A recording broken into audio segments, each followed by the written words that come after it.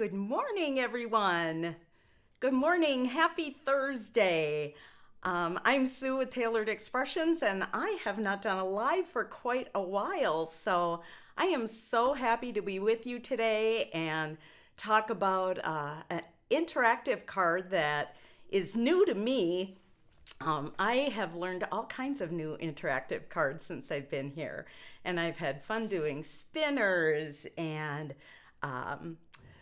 what else have I done? Light up cards. And today is the first time I'm going to share with you a rip strip. So that was totally new to me and very fun. But I am so happy to be here. You guys are just great, and I am just excited to be sharing this time with you today. So let's see if I can see some comments here. Hopefully some people have joined me, and I might need help seeing those from our new gal, Sarah. I should have asked her that. I haven't done one for so long. I don't know what button to push, but maybe she'll hear me and come in and save the day. But anyway, again, so happy to be here with you.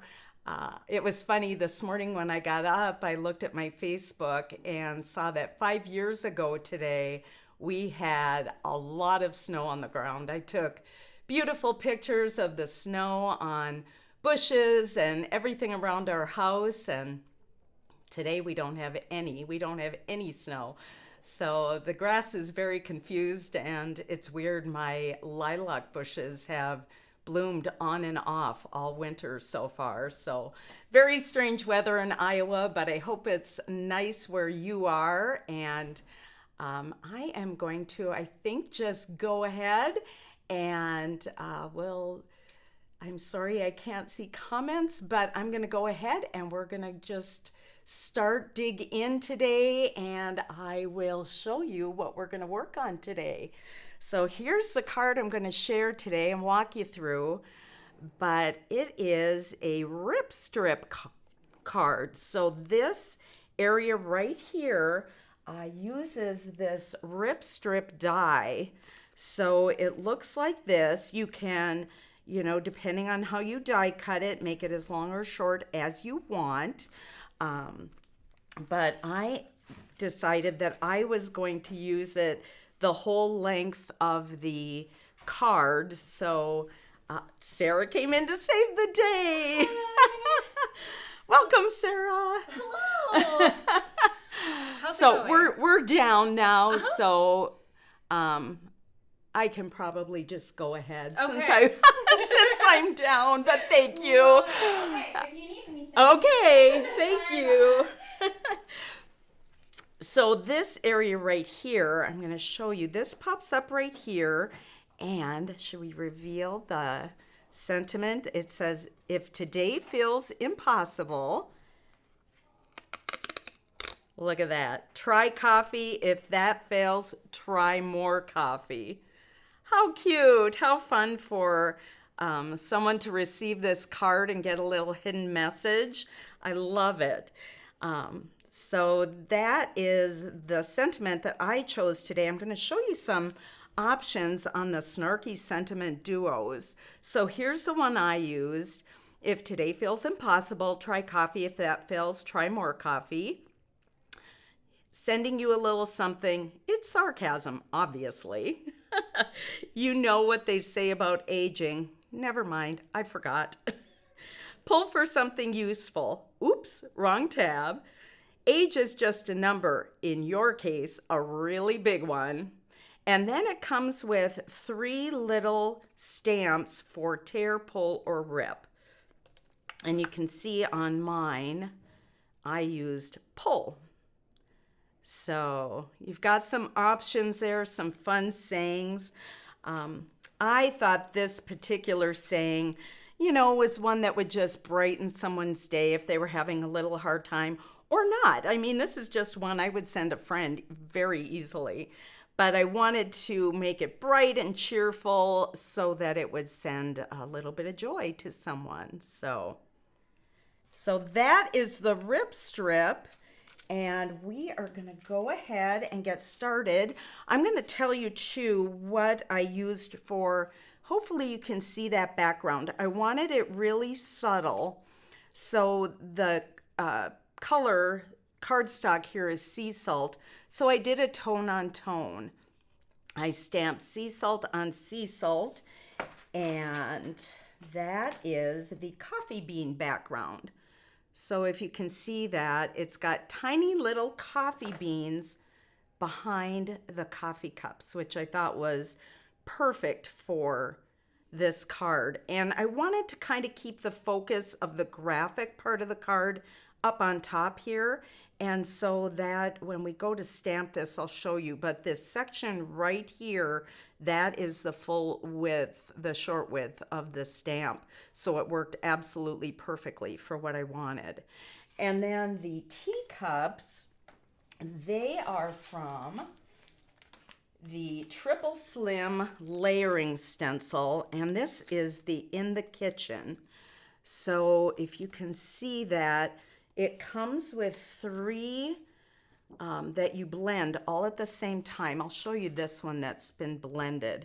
So this one is like a shelf with some bowls and cups and things hanging from it.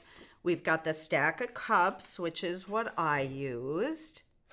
And then on the right here are all kinds of cute little kitchen gadgets. We've got a teapot and a pepper grinder and a pitcher and a kettle, bowls, measuring cups. So very cute kitchen things, but I thought for this sentiment, this stack of cups was just perfect. And because this sentiment was a little long and this was so vertical, I decided, it's hard to tell probably when you're looking at it, but this is an A7 size. So this is a 5x7 card, so it's a little bit bigger, makes a little bit more impact in the mail, and gave me plenty of room to run the sentiment horizontally and allow room for those vertical cups. And then, of course, coming out of the cups, just a whole bunch of joy bubbles, I'll call them. But I used enamel dots for those, which are one of my favorite embellishments. They're just so bright and cheery, and usually I don't use this many, but in this case, I really wanted a rainbowy sense, trail of bubbles or joy kind of coming out of the cups. So I did use quite a few, and it was so fun to mix the colors. I've got a couple colors of purple and some yellow, some papaya, persimmon, guava. I think the yellow is sweet corn. So lots of color in there that just, if somebody got that in the mail, I'm hoping it would brighten their day. Okay, so those are the elements of the card. So let's go ahead and get started. Let me set some of this aside out of the way. Throw away my little rip strip there. And so we are going to start. There's my card base. All right, so I've got an A7 card base. And then I used the stacklets for A7. I used the second largest to cut my rectangle from sea salt. So I've got my panel all ready, and as you see, that'll leave a little white border around the edge of the card. So that works great. You know, you can use a paper trimmer, but I never seem to get that quite perfectly straight as hard as I try. So the stacklets work great for making your panels. All right, so we are going to start with stamping that coffee bean background. So I'm going to get out my MISTI, and we're going to use a little temporary adhesive just to keep this in place. Doesn't take much while I'm stamping that. Excuse me, I've got a little bit of a froggy voice. I was sick for a couple weeks and it's kind of hanging on, but getting better. All right. So I am going to place this about a little more than half an inch down. I think that's probably about 3/4 of an inch and probably about an inch and a half from the bottom. But I just kind of want to keep it somewhat towards the top so that it just falls in behind that cup. So let's see if I can, from my angle, get it straight. I'm going to pick that up, and then we're going to use sea salt and ink up that background stamp. I'm thinking ahead to Valentine's Day, and every time I've used a stamp, I think it looks like little lips, like little kisses. So I bet if you did this in red and put it in the back of a Valentine motif, I bet that would be a really cute background. I always look at shapes that way, like what else could I use that for? They also kind of look like little leaves. So I think if you used green with them, there's my just press tool. I think they might look like little leaves as well. So I'm going to ink this twice. You can see it looks pretty deep right there, but this will dry down, and the color is so light to begin with that the first time I did it, it was so faint you could hardly see it. And I want it to be subtle, but I do want it to look purposeful. So I am going to ink this twice.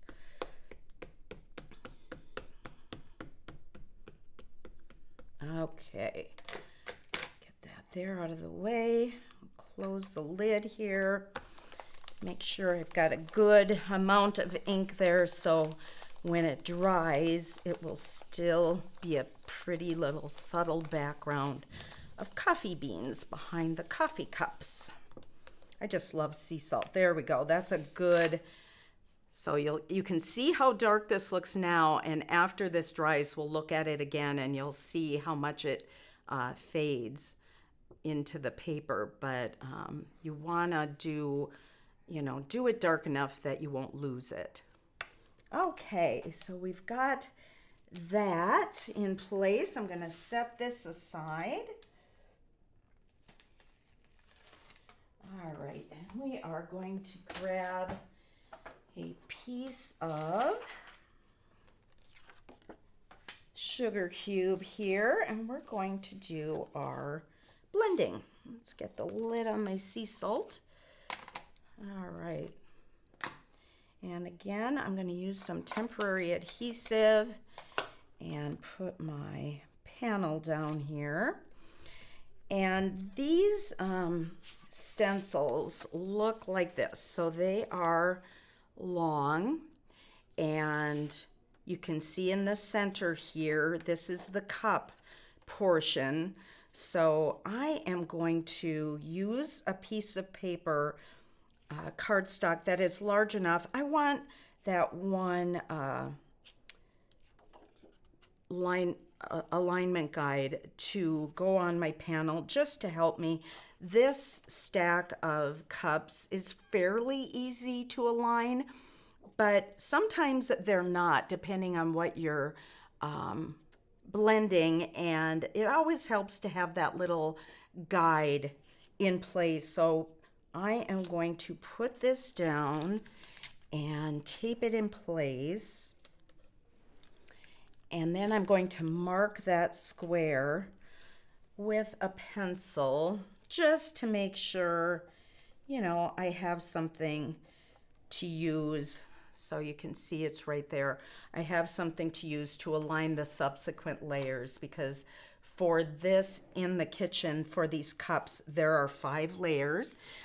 If you are new to TE, you'll see when you get stencils, it's got the number of the product, but then right here it'll say -1, -2, -3, -4, and this particular set has 5 layers. So I'm going to do them in order, and this alignment guide will just help me quickly get in the right position.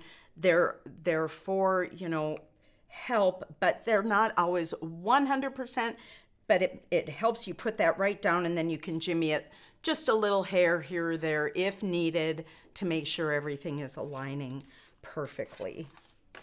Okay, so we're going to do our first layer, and we are going to use popsicle. So let's bring that in a little closer. Okay.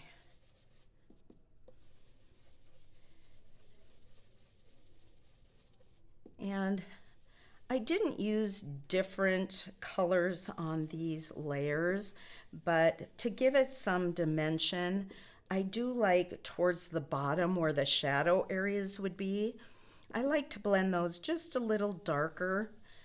It just gives it a little bit more realism and a little interest to add those shadows in. I am such a heavy-handed, I've got to learn to lighten up. I'm such a heavy-handed blender that sometimes my wrist gets sore when I'm blending a lot. So I've tried to consciously try to not press down so hard. So I'm going to blend a little bit darker towards the bottom. Of course, if you want to, you can come in with a gradient color and really get some depth with some of these colors. But I liked how it looked, just keeping each stencil one color. There is one stencil I'm going to do multiple colors on, but I'll show you that when we get there. Okay.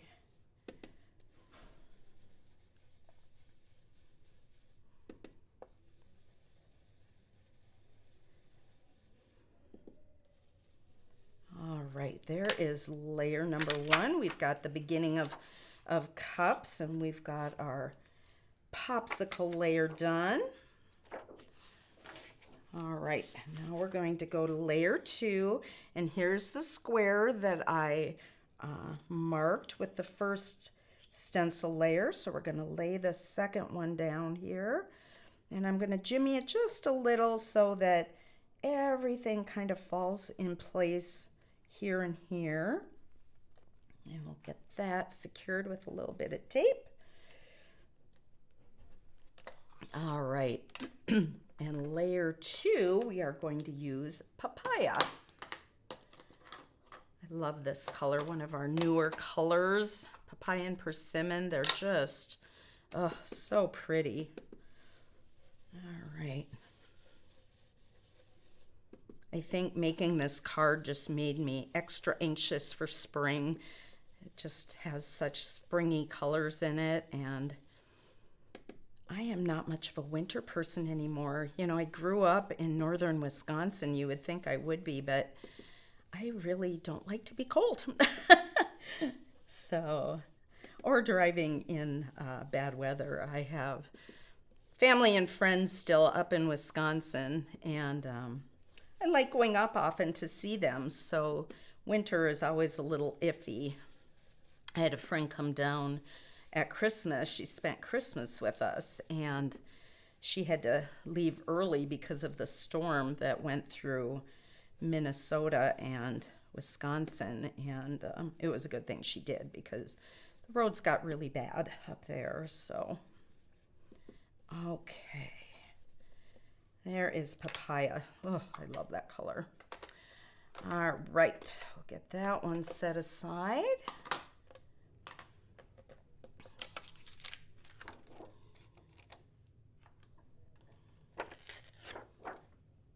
Okay, we'll go on to layer three here. Again, I'm going to use my little alignment square, and I want to make sure that cup looks as though it's nested in the cup below it. So I'm going to shift things just a hair. Get that in the right spot.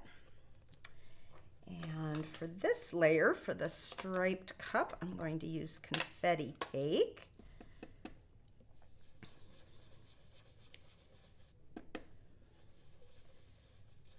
I love this color. It's just so bright and cheerful. Now this stencil, this layer has these thin stripes. So as a heavy-handed blender, I have to be careful because if I really blend hard, I'm going to move those and I'm going to lose my stripes. So I've got to be kind of cognizant of that. Sometimes I will kind of go in the direction with the stencil. But whenever you have little peaks or thin pieces of stencil, you do want to kind of keep that in mind, not to scrub or press too hard that you're going to move those. And if you have a stencil that you're worried about that, you can always, use some temporary spray on the back, some pixie spray, and then that won't move on you. But usually I try to get away without it so I don't have any residue. It makes cleanup easier. I guess that makes me lazy maybe. I don't know, but most of the time you can get away without it. But when you need it, it is handy. So again, I'm going to blend the bottom just a little bit darker so we get that dimension in there. And a little at the top, kind of as though the sun is hitting that rim there. Okay, so there is our cute little striped cup. All right, get our confetti cake put away here. And we'll go on to layer number 4. So I'll line that up and I can see that can come down just a little bit. Sometimes if they overlap just a hair, I like it. It almost defines them better, kind of looks like a little shadow in between. And sometimes I like them to just butt up together. So it just kind of depends on what you're stenciling, what you're blending, and the look you want to achieve. So I am going to use mango for my next layer, and there again I've got a very thin piece of stencil material there, so I do want to take care and take note of that so I don't lose my stripe in my cup. It's funny, mango I didn't use for the longest time, and now I really like it. I love blending it like with papaya, or even if you want something very vibrant, blending it with lollipop is really pretty. So when you want a real cheery, happy yellow, I really like mango. It is growing on me all the time. I use it a lot now. Okay, so we've got our yellow cup. Okay, so it's turning out so bright and pretty. All right, so the 4th layer, I'm going to bring back in the card here. Whoops, let's see, that was my not finished card. Okay, so for the 4th layer, I'm going to use a few different colors because I want this to be papaya, but I wanted to add a little pop of a different color, so I used lollipop at top and bottom, and then I used plum punch here to make that a little bit more vibrant. So let's put away our mango and I'll show you kind of how I achieve that. So again, I'm going to align my square, make sure things are falling right where I want them, right about there, I would say. We'll get tape down in place. Okay, and I'm going to start with lollipop. And lollipop, I'll bring that card back in again just so you can see it. Maybe if I lay it there, you can see. But the top cup and the bottom cup, I use lollipop. Now you could mask these off, but I've got quite a bit of room in between my designs. So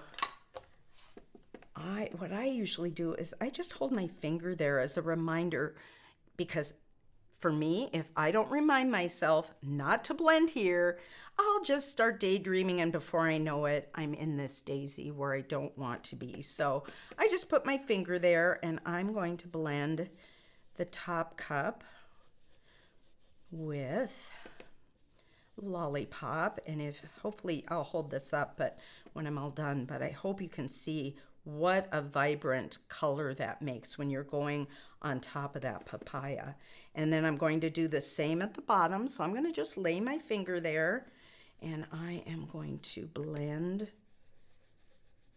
these stripes at the bottom of the cup. And again, I am going to try to do it just a little bit darker at the bottom to keep that shadow in mind that I want to achieve. So we're going to blend kind of darker at the bottom. I'm going to go back up here and do that as well. Some colors show up better than others too when you're doing things like that. It's easier to achieve. Okay, so there is our lollipop. And then let's see, we'll do the daisy next. We'll go back to our papaya.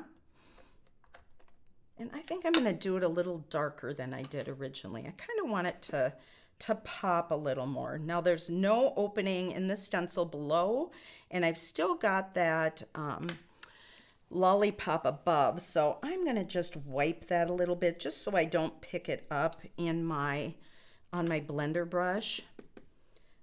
Don't want to contaminate my blender brush, so I am going to do papaya for this daisy over the mango, and there again it creates this vibrant, it reminds me of a really ripe grapefruit when you get that real deep color. Yeah, that's nice and vibrant there. So I think that is dark enough for the daisy, and I did leave it lighter at the top, a little darker at the bottom.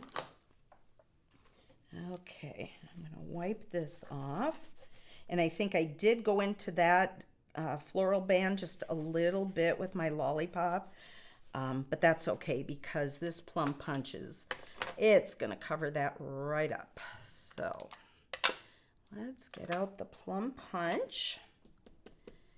Okay, and we will try to avoid that bottom area. I'll put my finger there again so I don't forget. I'm going to make that a little bit darker than on my original.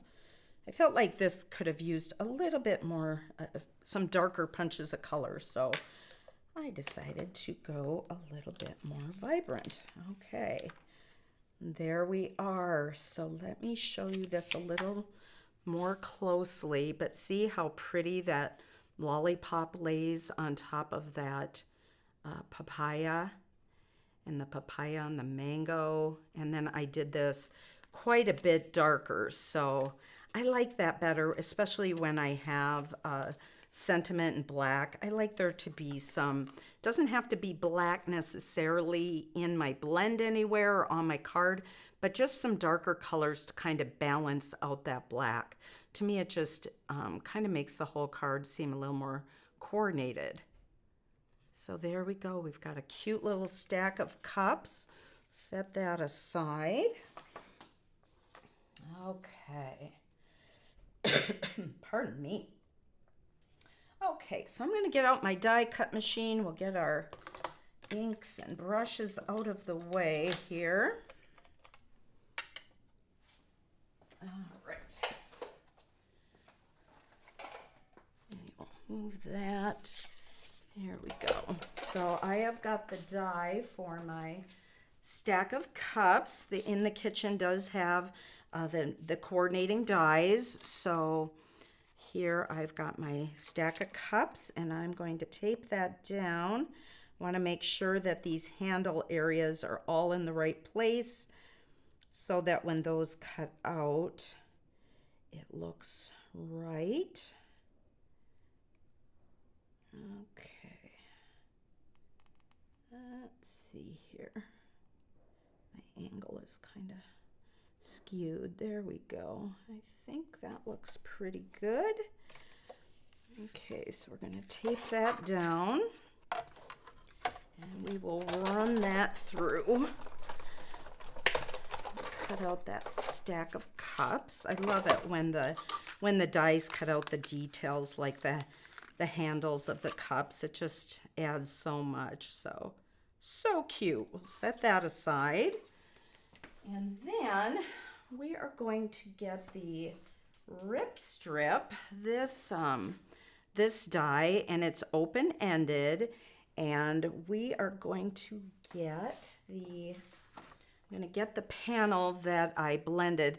Now, if you remember, hopefully you can see how much that has faded and it's more subtle, and that's just what I wanted. So I wanted, when you put the cups on top there, oops, I've got some tape on there I gotta get off. I wanted it so that you could see it, but that the cups and the sentiment were kind of the star. I didn't want the background to be distracting, and I think that's just about right. So, okay, so now the sentiment, like I said, is kind of a longer one, and it fits very nicely. It's pretty much centered left to right here.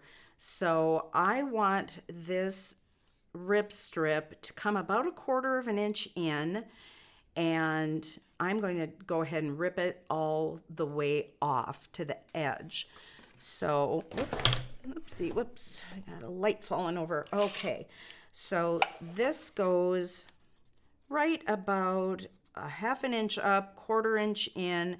I want to make sure it's straight across the bottom, so when the recipient of the card gets it and they rip it, it's a nice straight line. And then I'll be showing you how to set up the sentiment so that that gets nice and straight as well. I'm gonna lift that right end up just a bit. I think that looks pretty good. Now this, I believe, is 5.5. It's about 5.5 inches long, so it will fit your plates here to go through your die cut machine. And this will, I'll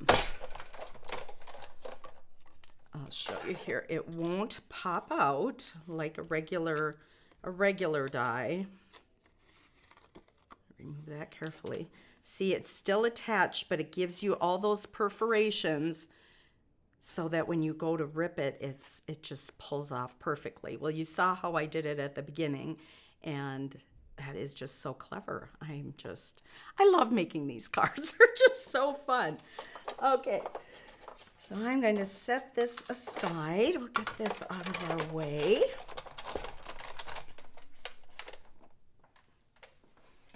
Okay. So now we are going to stamp. Where did I put my Misty? There it is. On the rip strip, remember it said pull right here. So we're going to go ahead. I think I've still got some temporary adhesive on there. I'm going to put that there, and on my Snarky Sentiments, I've got the pull little stamp. So I'm going to place that on the left end where the recipient would pull up that tab to rip that strip. But I don't trust me always to make sure that that's straight or that that's not upside down. So we are going to test it. So I'm going to use an acetate sheet and put that in there. And I used oyster for this. The sea salt was just a little bit faint, and I kind of wanted it to be a little bit darker without being crazy dark. So let's stamp on the acetate. Let's see. I'll hold this up, see if you can see it.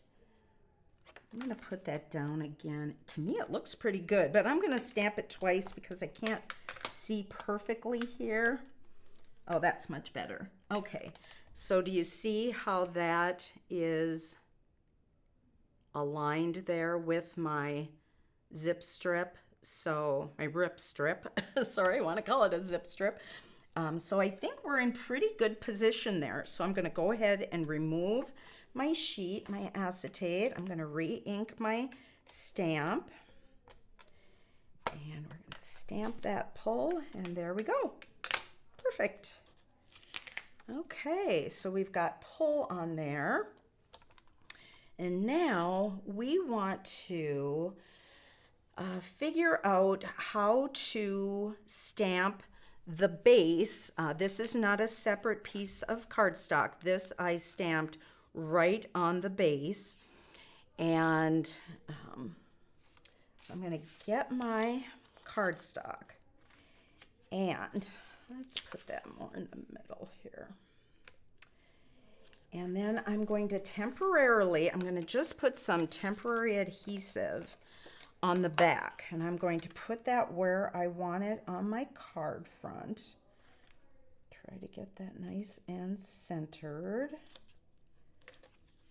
Okay.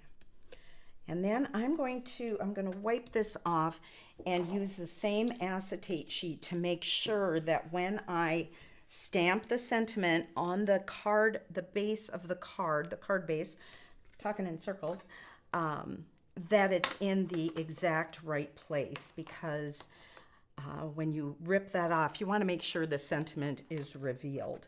So I'm going to lay down that acetate sheet, and I want the try coffee. If coffee fails, try more coffee. So that is right at the top.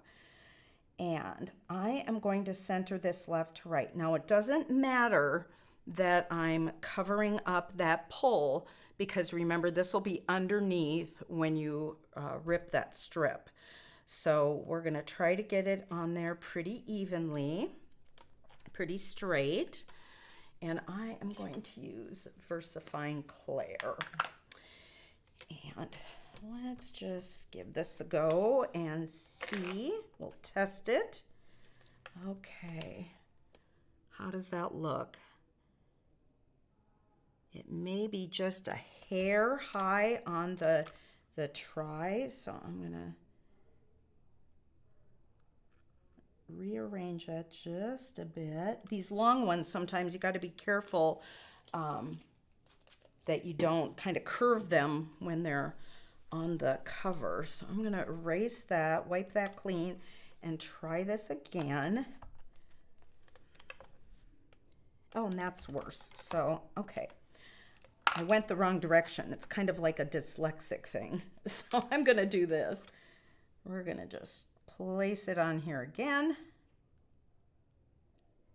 This is why I like to use the acetate, because it really helps you get it right. Okay. Yeah, I think that's pretty good. Okay. So now we can go ahead. We're going to leave that right where it is, and we're going to make sure we don't move this card base, because we want to make sure that we are stamping right in the same place. So I remove the top panel. I'm going to put this magnet down. If you find your card is coming up, you could use a little temporary adhesive to hold it down, but this is staying fairly flat. It's pretty well scored and folded. So I'm going to re-ink the stamp. And we'll close the lid, and that should end up right where we want it. So when we place that zip strip over it, that rip strip, yeah, that looks nice and straight. Huh. Great. All right. So we'll set that aside, and let's see here. Where are we? Okay, so I think we are ready to, let's cover that up so I don't drag my sleeve in it.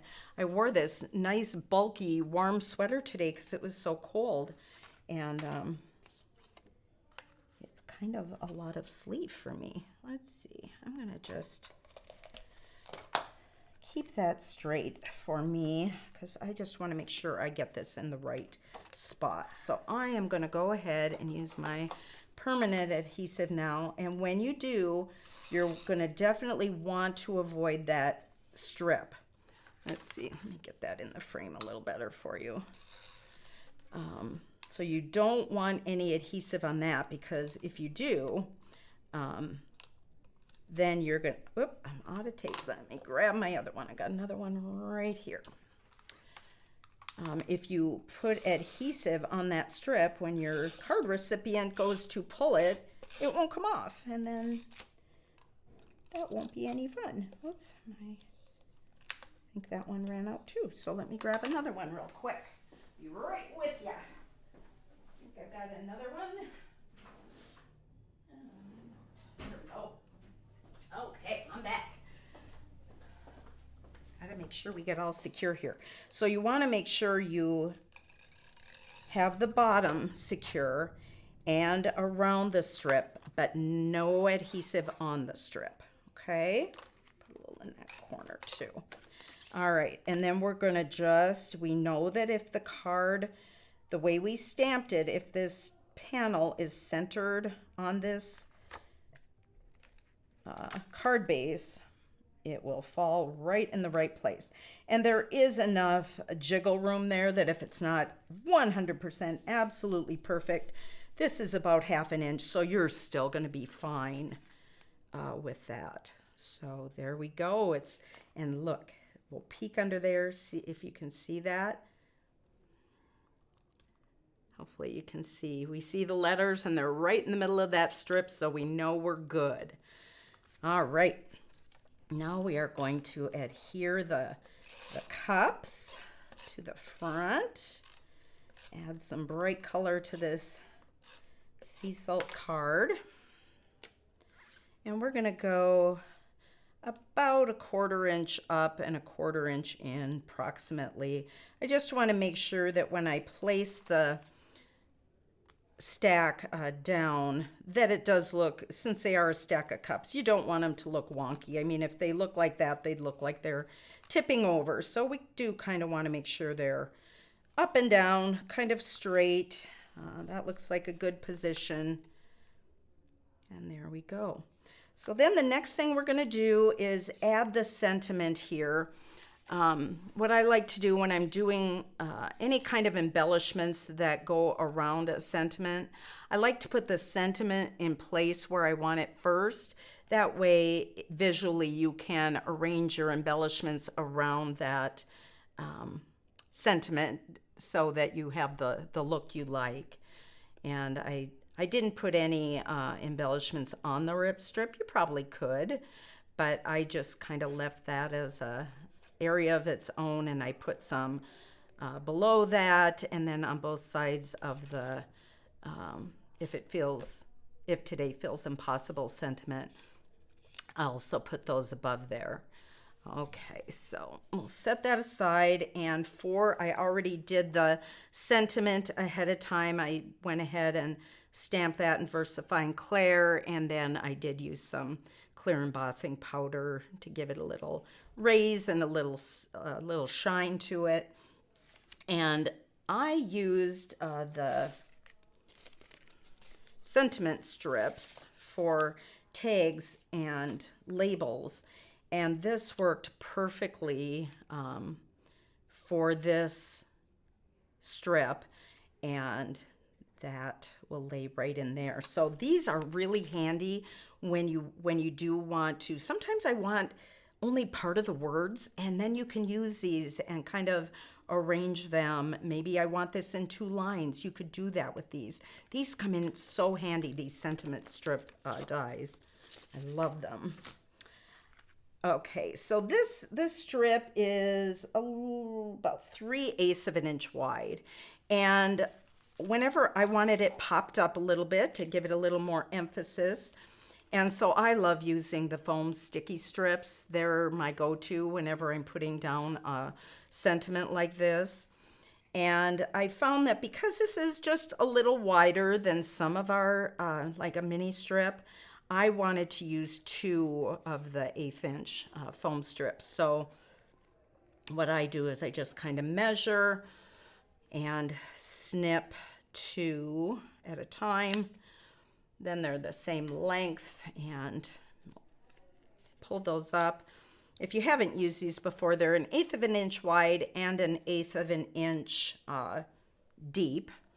So it raises up your item, whatever you want to pop up for some dimension on your card. It'll raise it up about 1/8 of an inch, and it just adds something, the dimensional things. So I really like these.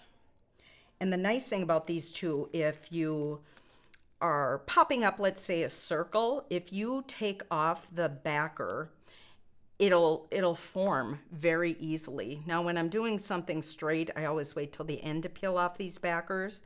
But if you're doing something that has a curve, peel them off, and then they will shape to whatever formation you want very easily. So, all right, so we've got this, and I want this aligned with the right edge of the sea salt, and my original had it kind of right in this area where that stripe meets the solid.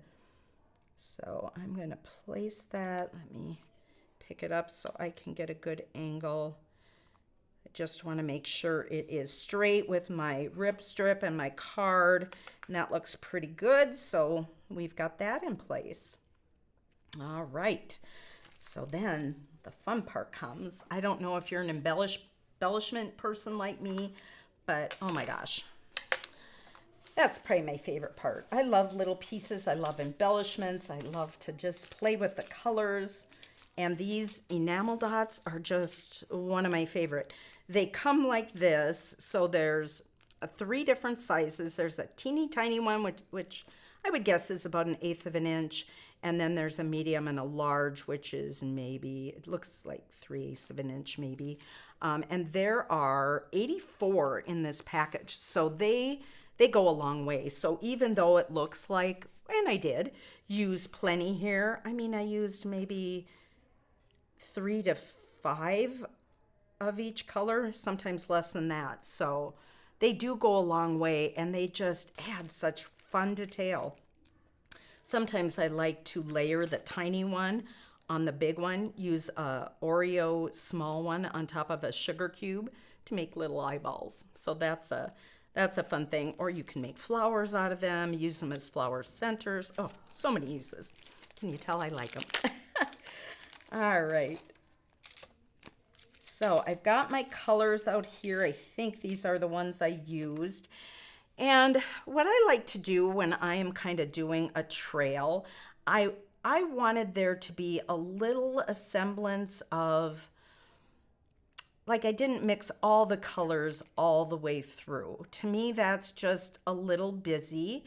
And so what I usually do when I'm doing something like this, and everybody's got their own method, and that is great. And if you like it more absolute rainbow color, I didn't do these in absolute rainbow color, so I didn't feel like I needed to follow that with my embellishments. But I like to kind of do an outline with a color. So I started with my purples here, and I think, oh gosh, I don't have all my packaging here. I'm not positive on all my colors here, but this looks like popsicle. So I am going to just start and kind of start that flow. I'm going to start with some small ones. And I like to use a pick here to get them off. And then that holds them while I place them. I was sick for a couple weeks and couldn't get in to get my nails done. So these long nails, I can't maneuver with them very well. So I am loving my pick and place tool. All right. And sometimes if I can't get a good angle on it, I'll just go to another one. I've got plenty to choose from. But you can see I'm starting to kind of outline my trail. I wanted it to just be kind of free flowing. I didn't want it to be a real straight, I'm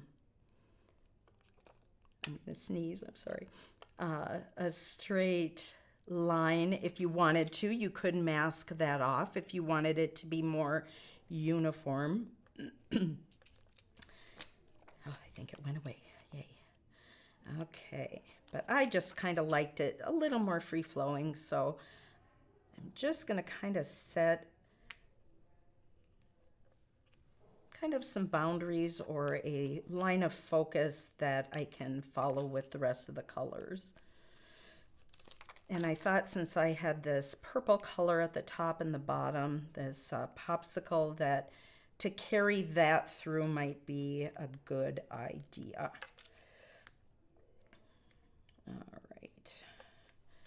So there's kind of my start. And then I had a little pop of yellow. I wanted there to be kind of a focal point of the bubbles, or whatever you want to call these, this little trail of embellishments. So I chose the brightest color, which I thought was the sweet corn here, and put those right in the middle. And then I just surrounded them, you know, with all the other colors. Okay, well, I think you get the idea. I don't have to do them all, but once all of those are placed above and below the sentiment, a few below here, which would be right down here below your rip strip. And like I said, if you wanted to put one on your rip strip, I think that would be perfectly fine. You could do that. Sometimes when I have bright little things like this, I don't think I did it on this card. I didn't. But I'll put just a couple, 2 or 3 in here, so when they open it, it feels like a continuation of the design on the front. So there you go. So that is one way to make a rip strip card. And so fun. I think that would be so fun to get that in the mail. Okay, everybody. Well, I'm going to tell you one more thing. Just a reminder, if you haven't heard, with any purchase, online purchase, if you put in the code CritterCard when you're checking out, you don't have to do anything else. You don't have to add this to your cart or anything else. Just put that CritterCard code into the system when you're checking out, and you will automatically get this Critter Crew, that's a tongue twister, Critter Crew panel that you can put your stickers and your stamps on that are the freebies of the month for the year 2026. So be sure to do that if you, they're just the cutest little things. So be sure to put that code CritterCard, CritterCard, in the area for the code when you check out, and we will automatically include that with your order. So a great addition to keeping your 2026 organized. So, well, thank you, everyone. Again, here's one last look at the card, and I really appreciate you joining me today. I'm sorry I goofed up on the comments. Forgive me. I'll do better next time. But anyway, thank you so much for joining me today. Have a wonderful rest of your day and weekend coming up, and we'll see you next time.